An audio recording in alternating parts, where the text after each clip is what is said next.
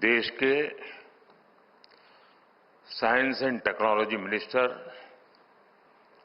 Doctor Jitendra Singh ji, Bharat सरकार के principal scientific adviser Ajay Kumar Sood, हमारे बीच उपस्थित नोबेल पुरस्कार विजेता सर आंड्रे गाइम, देश विदेश से आए सभी वैज्ञानिक, इनोवेटर्स, एकेडेमिया के लोग, अन्य महानुभाव, देवी और सज्जनों, आज का ये आयोजन साइंस से जुड़ा है, लेकिन मैं सबसे पहले क्रिकेट में भारत की शानदार जीत की बात करूंगा।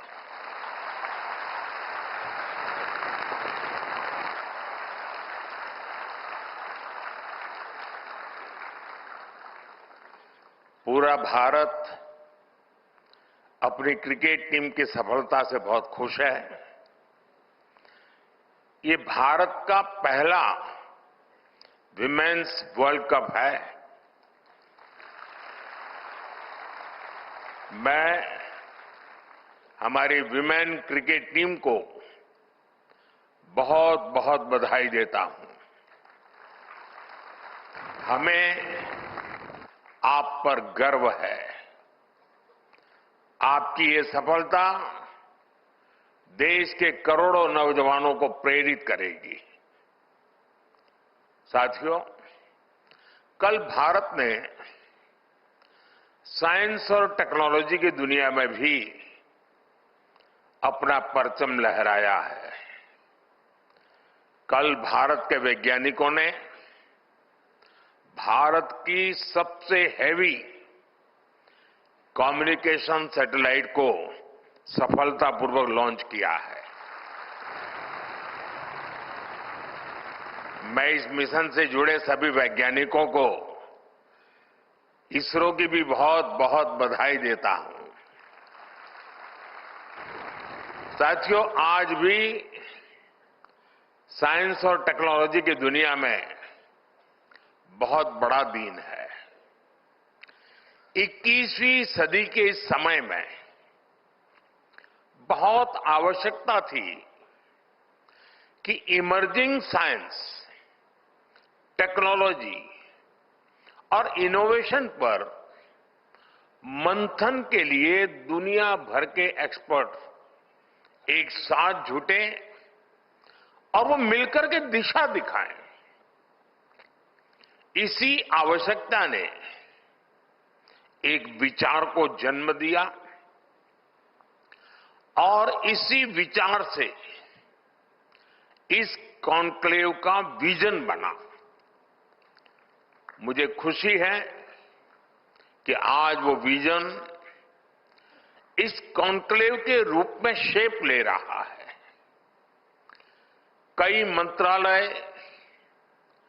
प्राइवेट सेक्टर, स्टार्टअप्स और स्टूडेंट्स इस प्रयास में एक साथ है। ये हमारे लिए सम्मान की बात है कि आज हमारे बीच एक नोबेल लॉरिएट भी मौजूद है। मैं आप सभी का बहुत बहुत अभिनंदन करता हूं। आपको इस कॉन्क्लेव के लिए अनेक अनेक शुभकामनाएं भी देता हूं। साथियों, 21वीं सेंचुरी का यह दौर सबसे अभूतपूर्व बदलावों का दौर है। आज ग्लोबल ऑर्डर में हम एक नए शिफ्ट को विटनेस कर रहे हैं। बदलाव की एक गति लीनियर नहीं बल्कि एक्सपोनेंशियल है। इस सोच के साथ आज भारत इमर्जिंग साइंस, टेक्नोलॉजी और इनोवेशन से जुड़े इन सभी एस्पेक्ट को आगे बढ़ा रहा है, उस पर निरंतर फोकस कर रहा है। अब जैसे एक उदाहरण है रिसर्च फंडिंग का। आप सब जय जवान जय किसान के विजन से लंबे अरसे से परिचित रहे हैं। रिसर्च और फोकस करते हुए हमने उसमें जय विज्ञान और जय अनुसंधान भी जोड़ा है। हमने अनुसंधान नेशनल रिसर्च फाउंडेशन बनाया है ताकि हमारी यूनिवर्सिटीज में रिसर्च और इनोवेशन को स्केल अप किया जा सके। इसके साथ साथ हमने रिसर्च डेवलपमेंट इनोवेशन स्कीम भी शुरू की है और इसके लिए 1,00,000 करोड़ रुपए की राशि तय की गई है।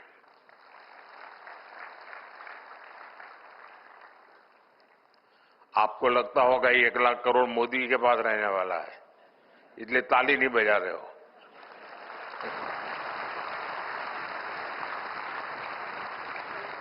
ये 1,00,000 करोड़ रुपया आपके लिए है, आपका सामर्थ्य बढ़ाने के लिए है, आपके लिए अवसर के नए द्वार खोलने के लिए है।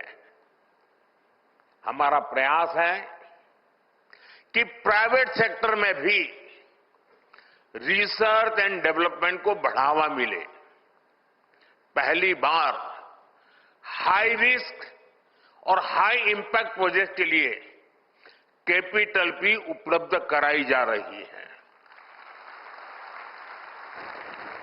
साथियों, भारत में इनोवेशंस का आधुनिक इकोसिस्टम बने, इसके लिए हम ईज ऑफ डूइंग रिसर्च पर भी फोकस कर रहे हैं। इस दिशा में हमारी सरकार ने फाइनेंशियल रूल्स और प्रोक्योरमेंट पॉलिसी में भी कई रिफॉर्म्स किए हैं। हमने रेगुलेशन, इंसेंटिव्स और सप्लाई चेन्स में भी रिफॉर्म्स किए हैं ताकि प्रोटोटाइप जल्दी से लैब से निकलकर मार्केट तक पहुंचे। साथियों, भारत को इनोवेशन हब बनाने के लिए पिछले कुछ वर्षों में जो नीतियां बनी, जो निर्णय हुए, उसका असर अब साफ साफ दिखाई दे रहा है। मैं आपके सामने बड़े संतोष के साथ कुछ आंकड़े रखना चाहता हूं। वैसे मैं स्वभाव से बहुत जल्दी संतोष मानने वाला व्यक्ति नहीं हूं, लेकिन ये संतोष मेरा बीते हुए कल के संदर्भ में है। आने वाले कल के संदर्भ में अभी मेरा संतोष तो बहुत बाकी है, हमें बहुत आगे जाना है। पिछले दशक में हमारा R&D एक्सपेंडिचर 2 गुना हुआ है। भारत में रजिस्टर किए गए पेटेंट्स की संख्या 17 गुना बढ़ी है। 17 टाइम्स का इंक्रीज। स्टार्टअप में भी भारत अब दुनिया का तीसरा सबसे बड़ा स्टार्टअप इकोसिस्टम बन गया है। हमारे 6,000 से अधिक डीप टेक स्टार्टअप्स आज क्लीन एनर्जी, एडवांस मटेरियल्स जैसे क्षेत्रों में काम कर रहे हैं। भारत का सेमीकंडक्टर सेक्टर भी अब उड़ान भर चुका है। बायो इकोनॉमी की बात करें तो 2014 में ये $10 बिलियन की थी। आज ये करीब $140 बिलियन तक पहुंच चुकी है। साथियों, पिछले कुछ वर्षों में हमने कई सनराइज डोमेन्स में भी कदम बढ़ाया है। Green hydrogen, quantum computing, deep sea research, critical minerals, इन सभी डोमेन्स में भारत ने अपनी प्रॉमिसिंग प्रेजेंस दर्ज करा दी है। साथियों, जब साइंस को स्केल मिलती है, जब इनोवेशन इंक्लूसिव बनती है और जब टेक्नोलॉजी ट्रांसफॉर्मेशन लाती है, तो बड़ी उपलब्धियों की नींव मजबूत होती है, तैयार हो जाती है। पिछले 10-11 वर्षों में भारत की यात्रा इसी विजन का उदाहरण है। भारत अब टेक्नोलॉजी का कंज्यूमर नहीं, बल्कि टेक्नोलॉजी के लिए जरिए ट्रांसफॉर्मेशन का पायोनियर बन चुका है। कोविड के दौरान हमने रिकॉर्ड समय में स्वदेशी वैक्सीन विकसित की। हमने दुनिया का सबसे बड़ा वैक्सीनेशन प्रोग्राम चलाया। साथियों, इतने मेहनत स्केल पर पॉलिसीज और प्रोग्राम्स को सक्सेसफुली इंप्लीमेंट करना, ये कैसे पॉसिबल होता है? ये पॉसिबल हुआ क्योंकि आज दुनिया का सबसे पहला और सबसे सफल डिजिटल पब्लिक इंफ्रास्ट्रक्चर अगर किसी के पास है, तो उस देश का नाम है हिंदुस्तान।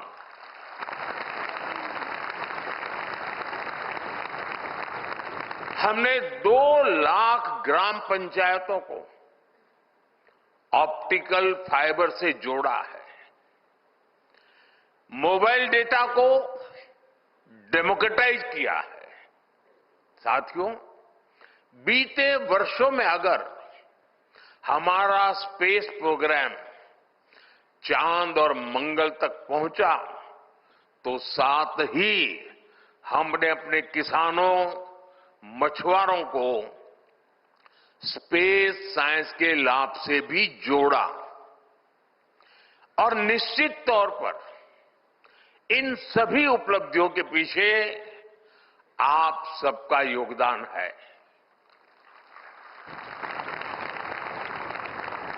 साथियों, इनोवेशन जब इंक्लूसिव होती है, तो उसके प्रमुख बेनिफिशियरी ही उसके लीडर्स भी बन जाते हैं। भारत की महिलाएं इसका सबसे बड़ा उदाहरण है। आप देखिए, दुनिया में जब भारत के स्पेस मिशंस की बात होती है, तो उसमें इंडियन विमेन साइंटिस्ट की चर्चा बहुत ज्यादा होती है। पेटेंट फाइलिंग में भी भारत में महिलाओं द्वारा सालाना फील्ड पेटेंट्स की संख्या 1 दशक पहले 100 से भी कम थी। अब ये सालाना 5000 से भी ज्यादा तक पहुंच गई है। स्टेम एजुकेशन में भी महिलाओं का शेयर करीब 43% है, जो कि ग्लोबल एवरेज से भी ज्यादा है। मैं दुनिया के एक विकसित देश में उनके साइंस एंड टेक्नोलॉजी मिनिस्टर के साथ लिफ्ट में ऊपर जा रहा था, तो लिफ्ट में उनसे बातें हुई, तो उन्होंने मुझे पूछा कि भारत में लड़कियां क्या साइंस और टेक्नोलॉजी जैसे विषयों में जाती है क्या? यानी ये उनके मन में बड़ा अजूबा था। जब मैंने इनको कहा कि मेरे देश में इतना नंबर होता है, तो वो चौंक गए थे। ये भारत की बेटियों ने करके दिखाया है। और आज भी मैं यहां देख रहा हूं कितनी बड़ी तादाद में हमारी बेटियां हैं, बहनें हैं।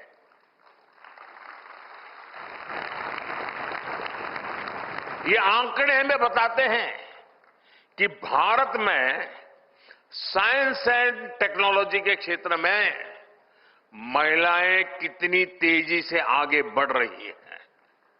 साथियों, इतिहास में कुछ क्षण ऐसे आते हैं जिनसे कई पीढ़ियों को मोटिवेशन मिलता है।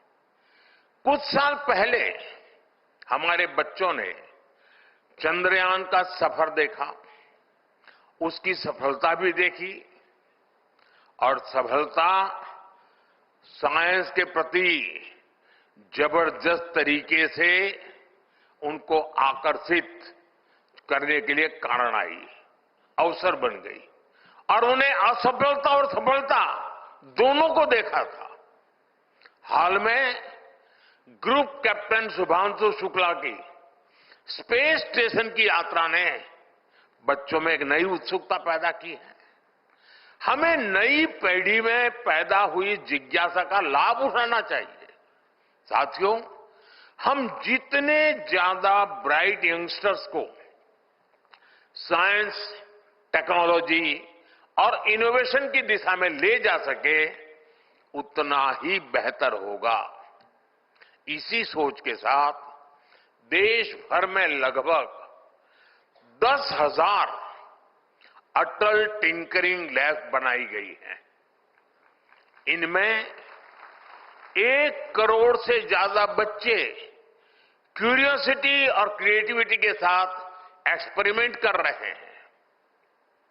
और आपको ये जानकर खुशी होगी, इन लैब्स की सफलता को देखते हुए हम 25,000 नई अटल टिंकरिंग लैब भी बनाने जा रहे हैं। पिछले कुछ वर्षों में देश में सैकड़ों नई यूनिवर्सिटीज बनाई गई हैं। 7 नई आईआईटीज और 16 ट्रिपल आईआईटी की अभी बनी चुकी है। नई एजुकेशन पॉलिसी में हमने ये भी सुनिश्चित किया है कि युवा अब साइंस और इंजीनियरिंग जैसे स्टेम कोर्स अपनी स्थानीय भाषा में कर सकेंगे। साथियों, हमारी सरकार की प्रधानमंत्री रिसर्च फेलोशिप युवा रिसर्चर्स के बीच बहुत सफल रही है। इस स्कीम के तहत दी गई ग्रांट्स ने युवाओं की बहुत मदद की है। अब हमने आने वाले 5 वर्षों में 10,000 फेलोशिप देकर देश में R&D को और मजबूती देने का निर्णय किया है। साथियों, ये बहुत जरूरी है कि हम साइंस और टेक्नोलॉजी की ट्रांसफॉर्मेटिव पावर को समझें और साथ ही इन्हें एथिकल और इंक्लूसिव बनाएं। उदाहरण के लिए आर्टिफिशियल इंटेलिजेंस को ही देखिए। आज रिटेल से लेकर लॉजिस्टिक तक, कस्टमर सर्विस से लेकर बच्चों के होमवर्क तक हर जगह एआई का इस्तेमाल हो रहा है। इसलिए हम भारत में भी एआई की शक्ति को समाज के हर वर्ग के लिए उपयोगी बना रहे हैं। इंडिया एआई मिशन में 10,000 करोड़ रुपए से अधिक का निवेश किया जा रहा है। साथियों, भारत आज एथिकल और ह्यूमन सेंट्रिक एआई के ग्लोबल फ्रेमवर्क को शेप दे रहा है। हमारा आने वाला एआई गवर्नेंस फ्रेमवर्क इस दिशा में एक बड़ा कदम होगा। इसका मकसद है इनोवेशन और सेफ्टी को साथ साथ विकसित करना। अगले वर्ष फरवरी में जब भारत ग्लोबल एआई समिट की मेजबानी करेगा तो इंक्लूसिव, एथिकल और ह्यूमन सेंट्रिक एआई के प्रयासों को नई गति मिलेगी। साथियों, अब समय है कि हम इमर्जिंग एरियाज में 2 गुनी ऊर्जा से काम करें। ये विकसित भारत के हमारे लक्ष्य की प्राप्ति के लिए भी बहुत अहम है। मैं आपसे कुछ आइडियाज शेयर करना चाहता हूं। हम फूड सिक्योरिटी से आगे बढ़कर न्यूट्रिशन सिक्योरिटी की दिशा में आगे जाएं। क्या हम ऐसी next generation bio fortified crop विकसित कर सकते हैं जिससे कुपोषण के खिलाफ लड़ाई में दुनिया को मदद मिले? क्या हम low cost soil health enhanced और बायो फर्टिलाइजर में ऐसे इनोवेशंस ला सकते हैं जो केमिकल इनपुट्स का ऑल्टरनेटिव बने और सॉइल हेल्थ को इंप्रूव करें? क्या हम भारत की जीनोमिक डायवर्सिटी को और बेहतर तरीके से मैप कर सकते हैं ताकि पर्सनलाइज मेडिसिन और डिसीज प्रिडिक्शन में नई दिशा मिले? क्या हम क्लीन एनर्जी स्टोरेज जैसे बैटरीज में नए और सस्ते इनोवेशंस कर सकते हैं? हर क्षेत्र में हमें ये देखना चाहिए कि किन क्रिटिकल इनपुट्स के लिए हम दुनिया पर निर्भर है और कैसे उनमें आत्मनिर्भरता हासिल की जा सकती है। साथियों, मुझे विश्वास है कि आप सभी साइंस और टेक्नोलॉजी की दुनिया से जुड़े लोग इन सवालों से भी आगे जाकर नई संभावनाएं खोजेंगे। अगर आपके पास आइडियाज है तो मैं आपके साथ हूं। हमारी सरकार रिसर्च को फंड और साइंटिस्ट को अपॉर्चुनिटी देने के लिए ही पूरी तरह प्रतिबद्ध है। मैं ये भी चाहूंगा कि इस कॉन्क्लेव में एक कलेक्टिव रोडमैप तैयार हो। मुझे पूरा भरोसा है ये कॉन्क्लेव भारत की इनोवेशन जर्नी को एक नई ऊंचाई पर ले जाएगी। आपको एक बार फिर मेरी बहुत बहुत शुभकामनाएं हैं। जय विज्ञान, जय अनुसंधान। बहुत बहुत धन्यवाद।